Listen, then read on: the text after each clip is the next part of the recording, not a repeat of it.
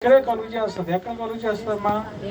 నీకు ఏదైతే ఆశీర్వాదకరంగా మాటలు దేవుడు మాట్లాడబోతున్నాడో అప్పుడే ఏం చేస్తుందండి, ఇంటి దగ్గర ఉన్న సంగతులు, ఇంటి దగ్గర మాటలన్నీ కూడా జ్ఞాపకం వస్తూ నిన్ను దానికి ఆ యొక్క మాటలకు ఆశీర్వాదకరంగా కాకుండాటట్టు వాటిని ఆలోచనలన్నీ కూడా మన మధ్యలో తీసుకొస్తూ ఉంటాము. కాబట్టి మనం ఆ వినే కొద్ది సమయం ఉన్నా సరే ఇలాగండి, దేవుడే ఆశీర్వాదకరం నాకు పంపుతున్నాడు కాబట్టి నువ్వు వినిటి ద్వారా కూడా ఏం కలుగుతుందండి? విశ్వాసం కదా. ఆ విశ్వాసం ద్వారా దేవుని యొక్క క్రియలు కలుగుతాయి. దేవుని స్తోత్రం. కాబట్టి కొన్నిసార్లు మన సంఘంలో చాలా అద్భుత కార్యాలు, చాలా ఆశ్చర్యకార్యాలు జరుగుతూ ఉన్నాయి. అయితే చాలామంది వాటికే ఎక్కువ ప్రాధాన్యత ఇచ్చి మిగతా వాక్యానికి ఇవ్వట్లేదని చెప్పి నేను ఏం చేశానంటే, మరి తప్పు ఒప్పుకోదు కానీ ఆ యొక్క ఆశీర్వాదం కలుపు వచ్చే మాటలన్నీ కూడా నేను తగ్గించుకుంటూ వచ్చాను. కాబట్టి కనీసం ఇక్కడికి వచ్చిన వారికి మాటలు ప్రార్థన చేస్తున్నా కానీ మిగతా కూడా ప్రత్యేకించి అవి కూడా చెప్పట్లేదు. ఎందుకంటే మనం ఇహలోక సంబంధమైన, శరీర సంబంధమైన ఈ యొక్క వాటి నిమిత్తమే మనం ఎక్కువ శ్రద్ధ కలిగి ఉన్నాం. అలాగనే అవి తప్పు అని అంటానికి లేదు, కానీ పరిచర్యలో కూడా దేవుని యొక్క వాక్యం ద్వారా ఆశీర్వాదం పొందడం అనేది అది గొప్ప దీవెన. దేవుని స్తోత్రం. హల్లెలూయా. అయితే ఒక దినాన మా యొక్క మేనకోడలు దివ్య తన ఇంజనీరింగ్ చేసి తను ఒక స్పెసిఫిక్ వాటి మీద యానిమేషన్ దాంట్లో తను ఇక్కడ చేసిన యానిమేషన్ అంటే కొన్ని ఆ యొక్క కంప్యూటర్లో ఒక కోర్స్ అనమాట. అయితే తనకి ఆ కోర్స్ ద్వారా కూడా ప్రత్యేకంగా కొన్ని స్టోరీస్, సినిమా స్టోరీస్ అవి కూడా రాయడం ద్వారా తను ఎక్కడికి వెళ్ళిపోయిందంటే ఆల్మోస్ట్ మరి బాహుబలి సినిమా తీసిన ఆ యొక్క డైరెక్టర్, తనకి అసిస్టెంట్ డైరెక్టర్గా తను పెట్టుకున్న ప్రస్తుతం అక్కడే ఒక 5 సంవత్సరాలు పని చేస్తున్నాను. అంటే నేను ఎక్కువ ఎంకరేజ్ ఎందుకు చేయాలంటే ఇలా సినిమా పరంగా వెళ్ళిందని చెప్పి నాకు కొద్దిగా కోపంగా ఉంటుంది. అయినప్పుడు కూడా ఒకసారి వాళ్ళ డైరెక్టర్ గారు ఆయన ఏం చెప్పాడంటే, ఒక సినిమా అది ఏం చేశారంటే 4 భాషల్లో వేరే వేరే హీరోలు పెట్టి ఆ సినిమా తీశారన్నమాట. ఆయన ప్రసాద్ గారు అని చెప్పేసి ఈయన యొక్క ఫాదర్ అనమాట, ఎవరు రాజమౌళి గారి యొక్క తండ్రి గారు. అయితే ఆయన చెప్పిన స్టేట్మెంట్ ఏంటంటే, అయ్యా హీరో గారు, మీరు చేసినట్టుగా మిగతా 4 భాషల్లో కూడా మరి చేశారండి. ఆ భాషల్లో మంచి మంచి పెద్ద పెద్ద హీరోలను పెట్టి తీసాం, కానీ మీరు చేసినట్టు మీ అనుకరించి చాలామంది చేశారు కానీ ఎవరు కూడా హిట్ అవ్వలేదండి అన్నట్టుగా వాళ్ళు చెప్పారన్నమాట. అయితే నేను చెప్పే మాట ఏంటంటే, మొక్కల్ని అనుకరించి చేయడం అనేది చాలా కష్టమే. చేయగలమమ్మా, నేను శ్రీదేవిలాగా ఉన్నాను, అది ఇంకోలాగా ఉన్నానని చెప్పేసి చాలామంది ప్రయత్నం చేస్తారు కానీ శ్రీదేవిలాగా వాళ్ళ కూతురే అవ్వలేదు. మనం ఎక్కడ అవుతున్నాం అంటే ఎవరిలాగా ఉండడమే. నేను ఇలాగ యాక్టింగ్ చేసి ఇంకా సూపర్ హిట్ అయిపోద్ది. లేదు నేను ఇంకొకలాగా ఎవరిలో చేయాలనుకుంటే మాత్రం వాళ్ళు చేసిన ఒక కాని బేడా కూడా చేయలేవు అనమాట. అంటే అవ్వదు అలాగా.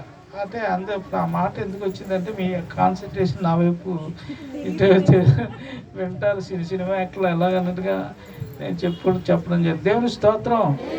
అయితే ఇలా కూడా యేసు ప్రభువారు మరి ఆయన యొక్క జననము, మరణము, ఆయన యొక్క ఎలా బ్రతకాలా, ఎలా ఉండాలా, ఎలా చేయాలా, ఎక్కడ ఏం చెప్పాలని ముందుగానే ప్రవక్తల చేత కొన్ని వేల సంవత్సరాల ముందే ఏవేదమ్మా ప్రవచింపబడ్డాయి. దేవుని స్తోత్రం.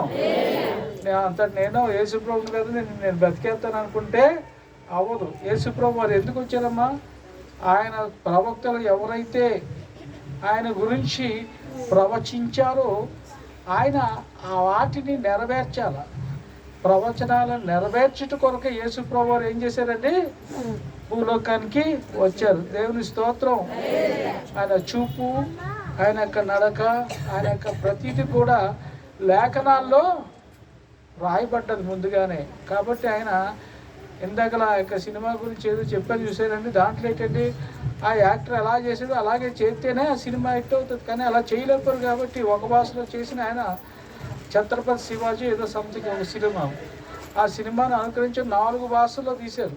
ఆయన చెప్పిన ఏంటంటే, బాబు అక్కడ బోల్డ్ అంత కోట్లు ఆ సినిమా వాళ్ళు వచ్చింది, కానీ మీరు చేసిన సినిమా కనీసం ఆ సినిమా తీసిన డబ్బులు కూడా రాలేదు, ఎందుకయ్యా మీరు అన్నట్టుగా వాళ్ళని తిట్టిపోసుకున్నారనమాట. అయితే ఇక్కడ కూడా మనం చెప్పేది ఏంటంటే, నేను దాంతో పోల్చట్లేదు, కానీ యేసు ప్రభువు కూడా ఏంటంటే ఆయన ఏదో బతికేసరికి జీవించేది వెళ్ళిపోవడం కాదు, కానీ ప్రవచనాల నెరవేర్పే యేసు ప్రభువు ఏం చేశారండి, జీవించి దాని ప్రవచనాన్ని నెరవేర్పు చేయగలిగారు. దేవుని స్తోత్రం, హల్లెలూయా.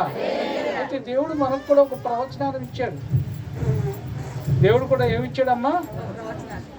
ఏ ప్రవచనం ఇచ్చారు చెప్తారా? ఎవరు చెప్పలేరా? నేను చెప్పలేనన్నా ఇలాగ ఒకసారి ఒప్పండి. చెప్పలేను అన్న వాళ్ళు చెప్పగలరు ఒకసారి ఇలాగ ఓపండి, కనీసం మిమ్మల్ని యాక్టివేట్ చేయడం కోసం. Very good. ఒకలే ఇస్తారు, మిగతా వాళ్ళందరూ చేసేసేవాళ్ళే. అలా అంటే నీ చెప్పిన మాట ఎవరికి అర్థం కావట్లేదు.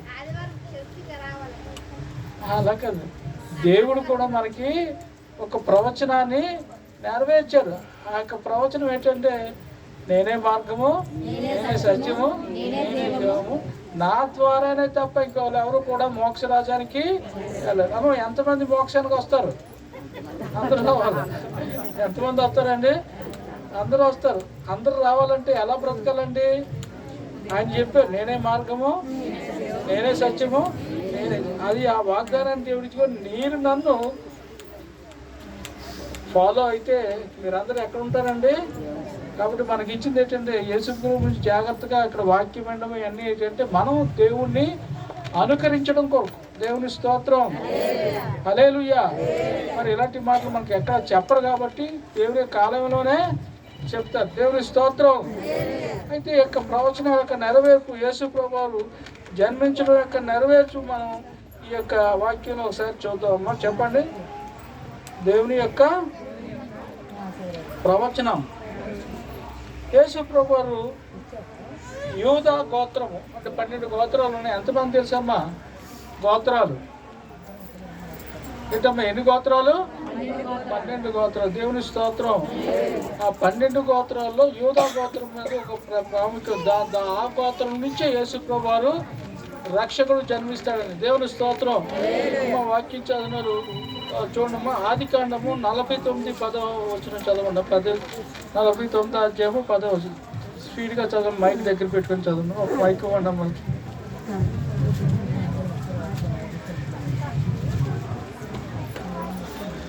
చూడమ్మా, ఆదికాండము 49:10. రెండవది, సీలోహు వచ్చు వరకు యోధా యొద్ద నుండి దండము తొలగదు, అతని కాళ్ళ మధ్య నుండి రాజదండము తొలగదు, ప్రజలు అతనికి విధేయులై ఉందురు. 49:10. సీలోహు వచ్చు వరకు యోధా యొద్ద నుండి దండము తొలగదు, అతని కాళ్ళ మధ్య నుండి రాజదండము తొలగదు, ప్రజలు వాళ్ళ కాలి యొద్ద నుంచి ఏమొస్తుందమ్మా? రాజదండం. దేవుని స్తోత్రం. యోధా మధ్య నుంచి, యోధాలోంచి కూడా ఈ యొక్క రాజదండం అనే క్రీస్తు అనే రాజదండము వస్తాడన్నట్టుగా చూపించాడు. దేవుని స్తోత్రం. ఈ యొక్క నెరవేర్పు చూద్దామా. లోకాసు వార్త 3:33. అదొకరు చదవండి అమ్మా. మనకి ఇంకో మైక్ మూసారా? ఓకే.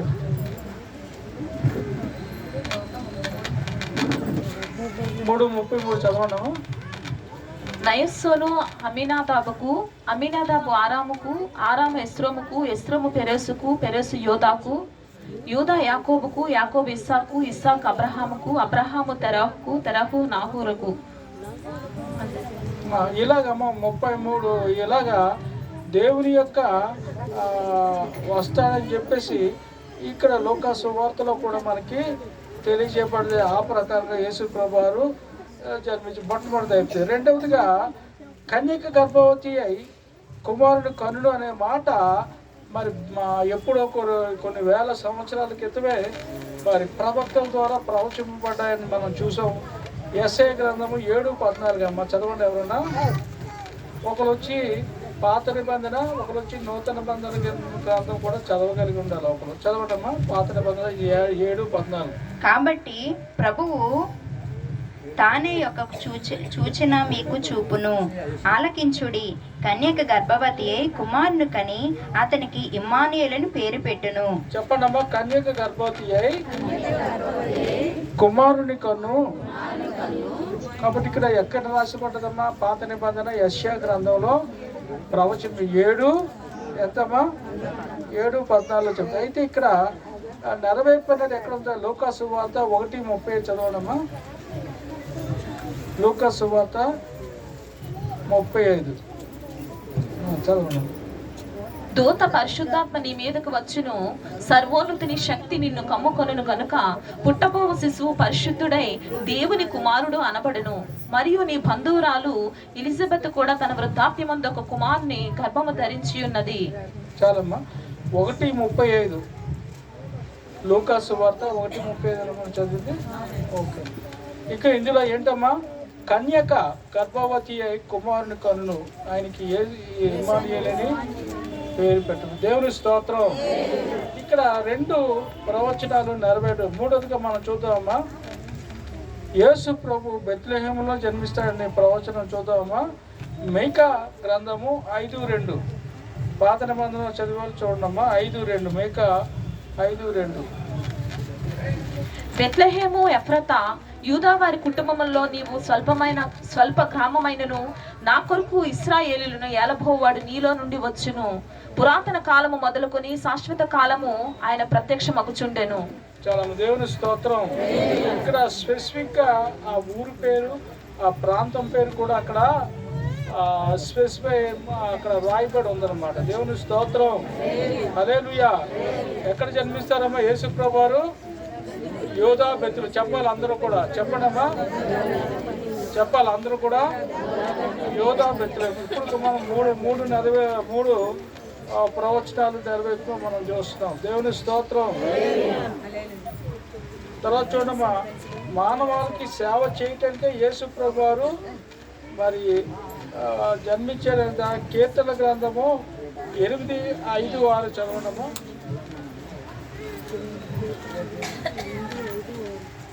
రెండవది హెబ్రీ 8:9 అనేది మీరు కొత్త గడిలో ఉంటుంది. కీర్తనలు 8:5-6. దేవుని కంటే వానిని కొంచెము తక్కువ వానిగా చేసి ఉన్నావు, మహిమ ప్రభావములతో వాని కిరీటము ధరింపచేసి ఉన్నావు, నీ చేతి పనుల మీద వానికి అధికారం ఇచ్చి ఉన్నావు. దేవుని స్తోత్రం. అది చదవడమ్మా. ఒక నెరవేర్పు అనేది ఏప్రిల్కి రాసిన పత్రిక 2:8-9. హెబ్రీ 2:8-9. వాని పాదముల క్రింద సమస్తమును ఉంచి తిని, ఆయన సమస్తమును వానికి లోపరిచినప్పుడు వానికి లోపరచకుండా దేన్ని విడిచిపెట్టలేదు. ప్రస్తుతమందు మనము సమస్తమును వానికి లోపరచుటబడుట ఇంకను చూడలేదు గాని దేవుని కృప వలన ఆయన ప్రతి మనుష్యుని కొరకు మరణము అనుభవించినట్లు దోతుల కంటే కొంచెము తక్కువవాడుగాను చేయబడిన యేసు మరణము పొందినందున మహిమా ప్రభావములతో కిరీటము ధరించిన వానిగా ఆయనను చూచున్నాము. మత్తయి సువార్త 1:1 చదవడమా. అయితే నేను చెప్పేది చదివేది ఏంటంటమ్మా, పాత నిబంధన గ్రంథంలో యేసు ప్రభు వారి గురించి కొన్ని వేల సంవత్సరాల క్రితమే ఆయన ఏమిడమ్మా ప్రవచిక పలానా స్థలంలో పలానా ప్రాంతంలో పలానా విధిగా జన్మిస్తారన్నవి ఆయన జన్మించిన తర్వాత ఆ నెరవేర్పు ఎక్కడ జరిగిందని మనము పాత నిబంధన కొత్త నిబంధన రెండింటిలో కూడా మనం చూస్తున్నాం. దేవుని స్తోత్రం. మత్తయి 1:1. అబ్రహాము కుమారుడగు దావీదు కుమారుడైన యేసు క్రీస్తు వంశావళి. అయితే యేసు ప్రభు యొక్క వంశావళి అంతమా అబ్రహాము సంతానం నుంచే రాబడతాడంటే రాయబడి ఉంది. దేవుని స్తోత్రం. హల్లెలూయా.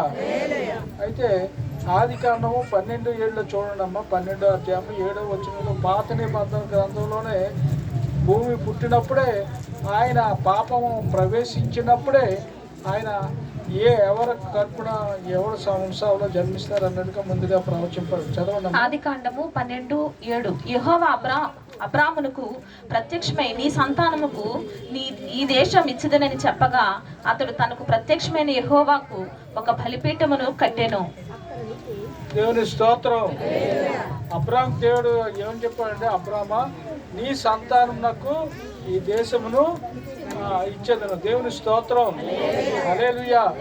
ఇంకా ఆదికాండం ఇంకా మొదలవ్వలేదు, యేసు ప్రభు యొక్క ఆకారము మొదలైనట్టుగా మనం చూస్తున్నాం. దేవుని స్తోత్రం. హల్లెలూయా. ఆయన జన్మ కొందరికి దుఃఖ కారణం అవుతున్నట్టుగా తెలియబడ్డది. అది ఎక్కడ? యెర్మీయా 31:15 చదవండమ్మా. ఆయన జన్మము కొంతమందికి దుఃఖ కారణంగా అవుతుందట. 15. యెహోవా ఈలాగు సెలవిచ్చుచున్నాడు, ఆలకించుడి, రామాలో అంగలార్పును మహారోదన ధ్వనియు వినబడుచున్నవి. రాహేలు తన పిల్లలను గూర్చి ఏడ్చుచున్నది. ఆమె పిల్లలు లేకపోయినందున ఆమె వారిని గూర్చి ఓదార్పు పొందనొల్లకున్నది. దేవుని స్తోత్రం. హల్లెలూయా. హల్లెలూయా. మత్తయి సువార్త 2:16-17. మత్తయి సువార్త 16:17 చదవనమ్మా. ఆ జ్ఞానులు తన్ను అపహసించడని హేరోదు గ్రహించి బహు ఆగ్రహము తెచ్చుకొని తాను 16:17. మత్తయి 16:17. అందుకు యేసు, సీమోను బర్-యోనా, నీవు ధన్యుడవు, పరలోకమందున్న నా తండ్రి ఈ సంగతి నీకు బయలుపరచనే గాని నరులు నీకు బయలుపరచలేదు. దేవుని స్తోత్రం. మత్తయి సువార్త 2:16-17 చదవమన్నాము. ఆ జ్ఞానులు తన్ను అపహసించడని హేరోదు గ్రహించి బహు ఆగ్రహము తెచ్చుకొని తాను జ్ఞానుల వలన వివరముగా తెలుసుకున్న కాలమును బట్టి బెత్లెహేములోను దాని సకల ప్రాంతములలోను 2 సంవత్సరములు మొదలుకొని తక్కువ వయసు గల మగపిల్లలందరినీ వధించెను. అందువలన రామాలో అంగలార్పు వినబడెను, ఏడ్పును మహారోదన ధ్వనియు కలిగెను. రాహేలు తన పిల్లల విషయమై ఏడ్చుచు వారు లేనందున ఓదార్పు పొందనలకు ఉండెను. అమ్మ ఎక్కడ చెప్పే మాట ఏంటి? యేసు ప్రభు వారు జన్మించిన తర్వాత కొంతమందికి అది దుఃఖకరంగా ఉంటుంది అన్నమాట. ఇక్కడ జ్ఞానులు వచ్చి ఆ యొక్క రాజుగా హేరోదు కలిసినప్పుడు, రాజా యూదులకు రాజు జన్మించాడు ఎక్కడ అని చెప్పేసి అడిగినప్పుడు అక్కడ మనకి ఏమి తెలియజేస్తుందంటే, అక్కడ వారు మరి రహస్యంగా మీకు తెలియజేసి మేము చంపాలని చూస్తున్నాం కాబట్టి మీరు వచ్చిన మార్గం కాకుండా వేరొక మార్గంగా వెళ్ళిపోండి అన్నప్పుడు మరి జ్ఞానులు అక్కడ ఆ ప్రకారంగా వేరు అయితే అప్పుడు వెంటనే యొక్క హేరోదు తెలుసుకొని 2 సంవత్సరాలు ఉన్న లోపు ఉన్న మగబిడ్డలందరినీ కూడా ఏం చేయమన్నారమ్మా? అందరూ కూడా యేసు ప్రభు ఉంటాడు, దొరికేసి చచ్చిపోతాడులే అని అనుకుంటాడు అన్నమాట. అయితే అప్పటికే దేవుడు మరి దర్శనం ద్వారా వారిని తప్పించి వేరే ప్రాంతానికి వారిని పంపిస్తారు. దేవుని స్తోత్రం. హల్లెలూయా. హల్లెలూయా. ఇంకో వచ్చిన చదువుదామా.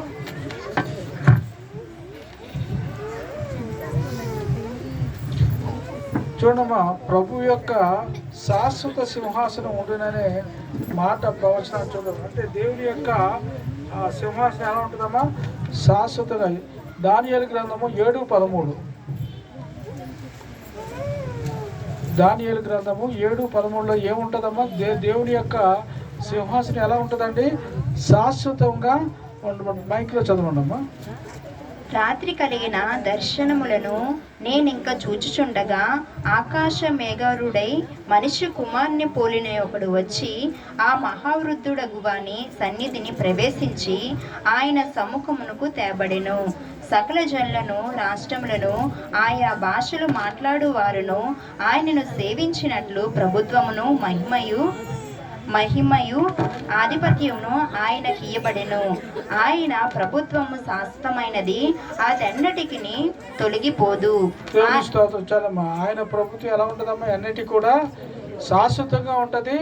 అన్నిటి కూడా నెరవేర్పు ఎక్కడ ఉన్నట్టమ్మా? లూకాసు వార్త 1వ అధ్యాయము 31 నుంచి 32, 33 వచ్చిన చదవండమ్మా. ఇదిగో నీవు గర్భము ధరించి కుమారుని కని ఆయనకు యేసు అని పేరు పెట్టుదువు.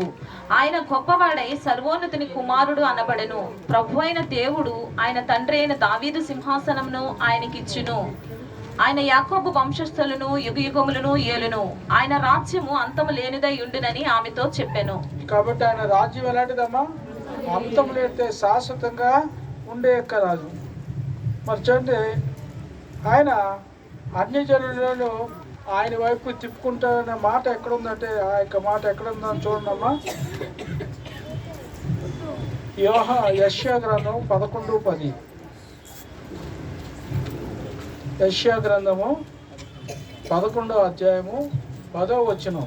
ఆ దినమున ప్రజలకు ధ్వసముగా నిలుచుండు యెషయి వేరు చిగురునంత జనములు విచారణ చేయును. ఆయన విశ్రమ స్థలము ప్రభావము గలదగును. 21 వరకు చదువును. ఆ దినమున శేషించు తన ప్రజల శేషమును అషూరులో నుండి, ఐగుప్తులో నుండి, పత్రాసులో నుండి, కూషులో నుండి, ఏలాములో నుండి, షీనారులో నుండి, హామాతులో నుండి, సముద్ర ద్వీపములలో నుండి విడిపించి రప్పించుటకు యెహోవా రెండవ మారు తన చెయ్య చాచును. దేవుని స్తోత్రం. హల్లెలూయా. అయితే యోహాను సువార్త 12:18 చదవనమ్మా. యోహాను సువార్త 12:10. అతనిని బట్టి యూదులలో అనేకులు తమ వారిని విడిచి యేసునందు విశ్వాసముంచిరి గనుక ప్రధాన యాజకులు లాజరు కూడా చంపనాలోచన చేసిరి. మరునాడు ఆ పండుగకు వచ్చిన బహుజన సమూహము యేసు యెరూషలేమునకు వచ్చుచున్నాడని విని ఖర్జూరపు మంటలు పట్టుకొని ఆయన ఎదుర్కొని పోయి, జయము ప్రభువు పేరట వచ్చుచున్న ఇశ్రాయేలు రాజు స్తుతింపబడును గాక అని కేకలు వేసిరి. దేవుని స్తోత్రం. ఇక్కడమ్మా ఆయనను గూర్చి అనేకులు తెలుసుకుని ఆయన వైపు ఏమవుతున్నారమ్మా? ఆకర్షింపబడుతున్నారు. దేవుని స్తోత్రం. ఇది ఒక బైబిల్ గ్రంథంలో చూసే ప్రతి చోట కూడా ఎవరు కనిపిస్తారండి? యేసు ప్రభు. ఆ వాక్యమే శరీరధారి అయి మన మధ్యన నివసించారు. కాబట్టి యేసు ప్రభు వారి యొక్క ఆకారము, రంగు, రూపు, తర్వాత నడవడిక అని స్వస్థలు అన్నీ కూడా ప్రతిదీ కూడా ఈ యొక్క పాత నిబంధన గ్రంథంలో లిఖితది. అది ప్రవచింపబడ్డది. దాని యొక్క నెరవేర్పే కొత్త నిబంధన. చాలామంది అంటారు ఆ పాత నిబంధన అవసరం లేదండి, పాత నిబంధన మనము పక్క తీసేయాలండి, మనం కొత్త నిబంధన ఒకటే మనము అనుకరిస్తే సరిపోతుందని అంటాను. వీల్లేదు. కానీ పాత నిబంధన యొక్క వాక్యము అది ఏ ప్రకారంగా మన మధ్య సంచరించిందంటే దాని యొక్క నెరవేర్పు ఎక్కడండి? క్రొత్త నిబంధన. దేవుని స్తోత్రం. అయితే ఇప్పుడు పాత నిబంధన గ్రంథం యొక్క సంఘం వేరైపోయింది, నూతన నిబంధన యొక్క సంఘము దీనికి వేరే సంఘం పెట్టేశారు, పాత నిబంధనకి వేరొక సంఘాన్ని పెట్టేశారు. మా సంఘం గొప్ప అంటే మా సంఘం గొప్ప అన్నట్టుగా క్రీస్తు సంఘం అని చాలామంది మన సంఘం మన మధ్య ఉంటుంది. ఏ సంఘమా? క్రీస్తు సంఘాలు. చప్పట్లు కొట్టరు, తర్వాత వాళ్ళు వాయిద్యాలు వాళ్ళు ఎలా ఏం చూస్తారంటే అది నూతన నిబంధన గ్రంథంలో ఉంటేనే చేయండి, కానీ పాత నిబంధన గ్రంథంలో చేయలేదు. యేసు ప్రభు వారు అక్కడ చేయలేదు. కాబట్టి నేను కూడా ఇక్కడ కాకపోతే పాత నిబంధన అంతా కూడా దేవుని స్తుతించడం, వాద్యములతోని డ్యాన్స్ వేయటం, నాట్యవాట అన్నీ కూడా ఉంటాయి. అది మనం ఇక్కడైతే ఇక్కడ చేయొద్దు అంటారు. కాబట్టి మనం కూడా ఎప్పుడూ కూడా అటువైపు చేయండి ఇటువైపు చేయొద్దని చెప్పువారి వైపు మనం ఎటువైపు కూడా మన మనస్సు తిప్పుకోకూడదు. మనం దేవుడికి నువ్వు ప్రార్థన చేస్తే నువ్వు ఏ ప్రకారంగా జీవించాలి అనేది దేవుడు మనకి అక్కడ చెప్తూ ఉంటాడు. దేవుని స్తోత్రం. హల్లెలూయా, హల్లెలూయా.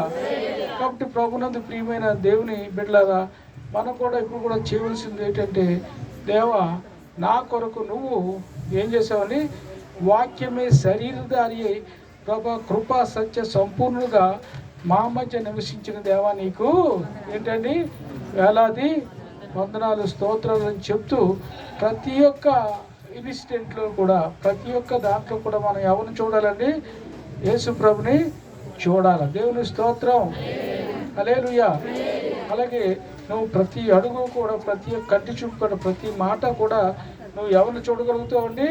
యేసు ప్రభుని చూడగలుగుతావు. కాబట్టి నీ యొక్క అడుగులో, నీ మాటలో, నీ చూపులో కూడా ఇతరులని ఎవరు చూడాలండి? యేసు ప్రభుని చూడాలి. కాబట్టి నువ్వు చెప్పే మాటలు బట్టి ఏదో గారెడి విచ్చిన బట్టి ఏవో చేయడం బట్టి యేసు ప్రభుని నమ్ముకుంటానని అసాధ్యం. కానీ మనం కూడా ఏం చేయాలి? యేసు ప్రభుని అనుకరిస్తూ యేసు ప్రభుని స్తుతులు స్తోత్రాలు చెల్లిస్తూ మనం ఎవరిని ఫాలో అవ్వాలంటే యేసు ప్రభుని వెంబడిస్తూ మనం ముందుకి సాగేవారుగా ఉండాలి. దేవుని స్తోత్రం.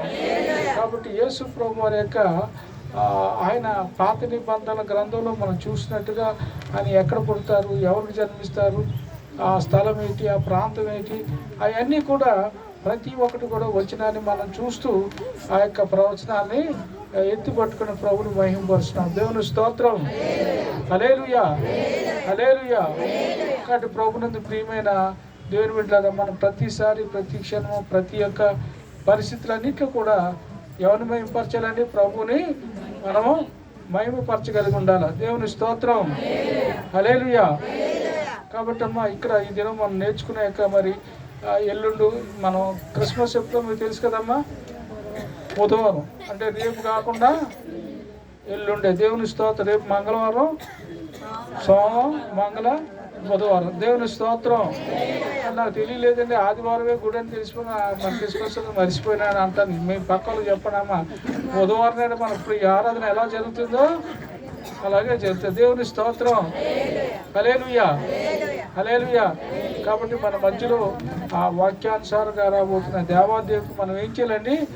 ఆహ్వానం పలుకుతూ మనం ప్రభుని మహింపరిచేవారుగా ఉండాలి. దేవుని స్తోత్రం. హల్లెలూయా, హల్లెలూయా. కాబట్టి ప్రభునందు ప్రియమైన దేవుని సంగమ, యేసు ప్రభుని పోయిన వారం ఏమి నేర్చుకున్నామా? ఎవరికైనా గుర్తుందమ్మా?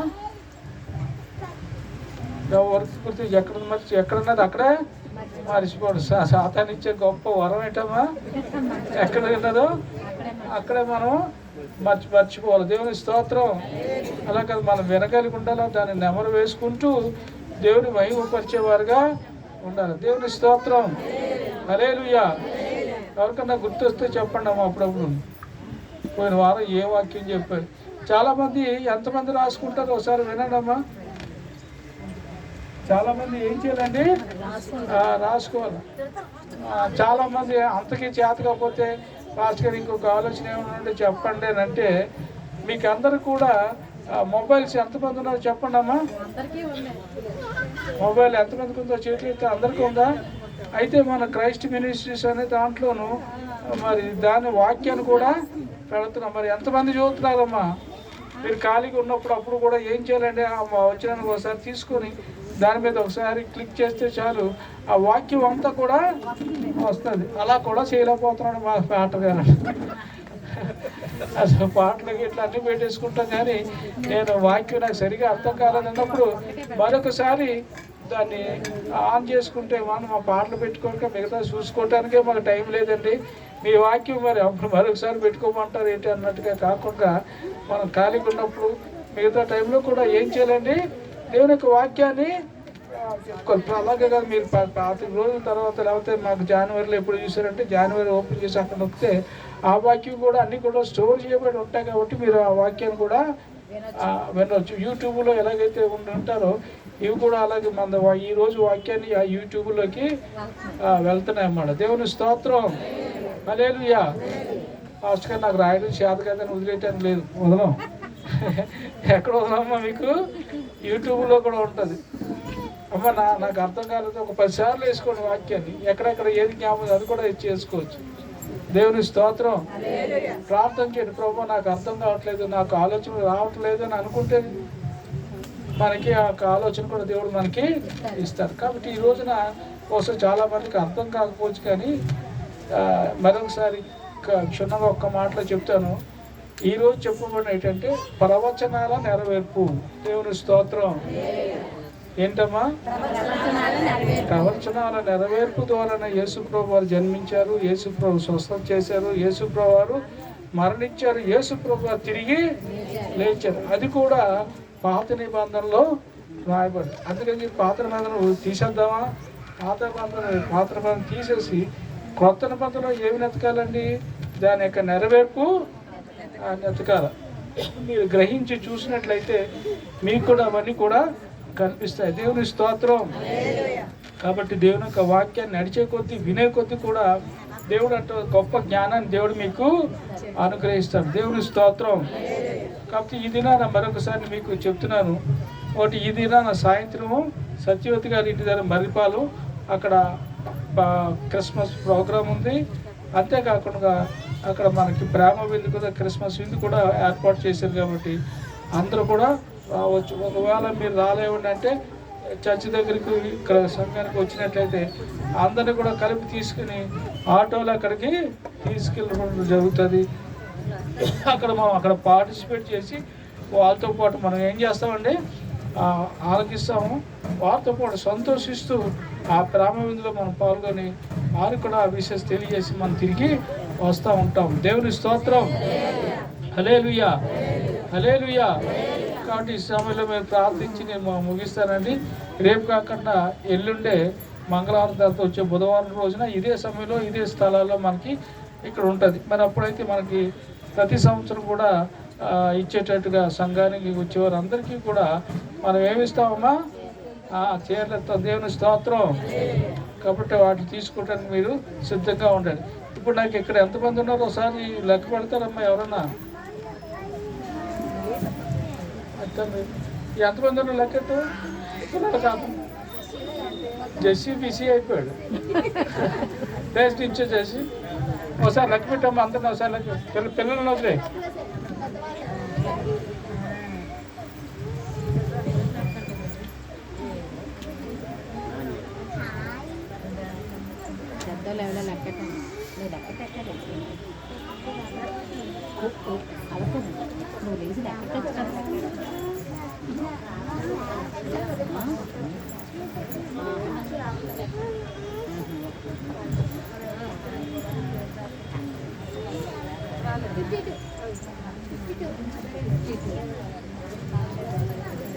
ఎంత?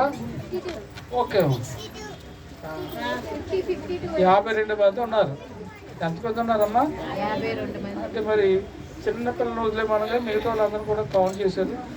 అయితే మనం కనుక ఈ చీరలు ఇచ్చేటప్పటికి 100 మంది మగవాళ్ళు అవుతున్నారు, 100 మంది ఆడవాళ్ళు అవుతున్నారు, ఒక 30-40 మంది మగవాళ్ళు వస్తున్నారు. అయినప్పుడు కూడా ప్రతి సంవత్సరం అలాగే ఇస్తున్నాము. కాబట్టి మనం ఇచ్చే చీరలు మరి మన సంఘంలో ఉన్న ఏ సంఘర్షణ కూడా అలాంటి మంచి చీరలు ఎవరు ఇలాంటి చీరలు కూడా ఎత్తున్నారు ఏంటంటే పాస్ట్ గారు అంటారు, మనల్ని తిడతారు. హల్లెలూయా, హల్లెలూయా.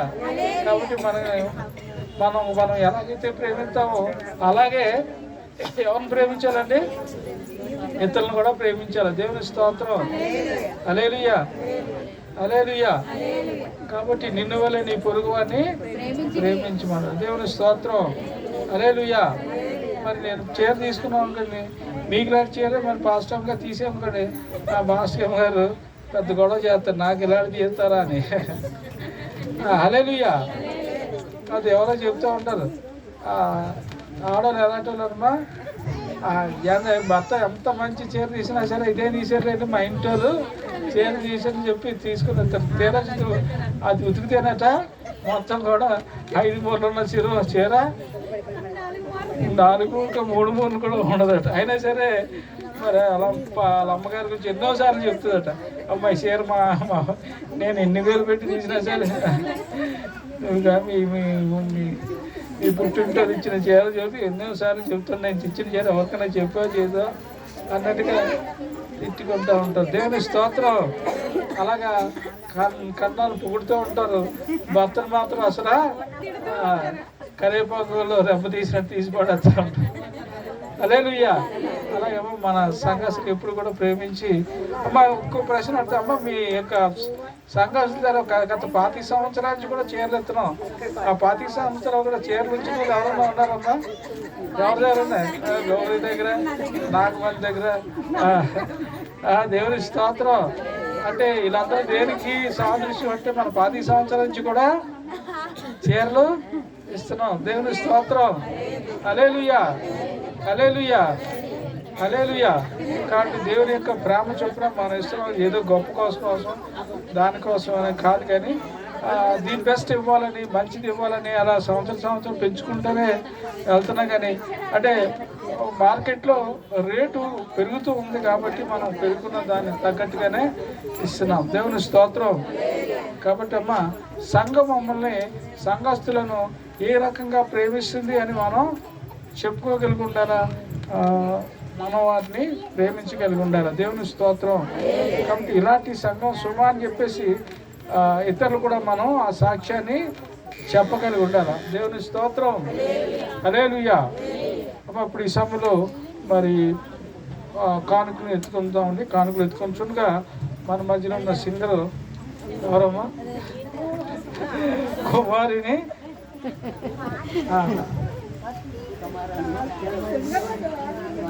రెండవ వచ్చి పాట పాడతాం.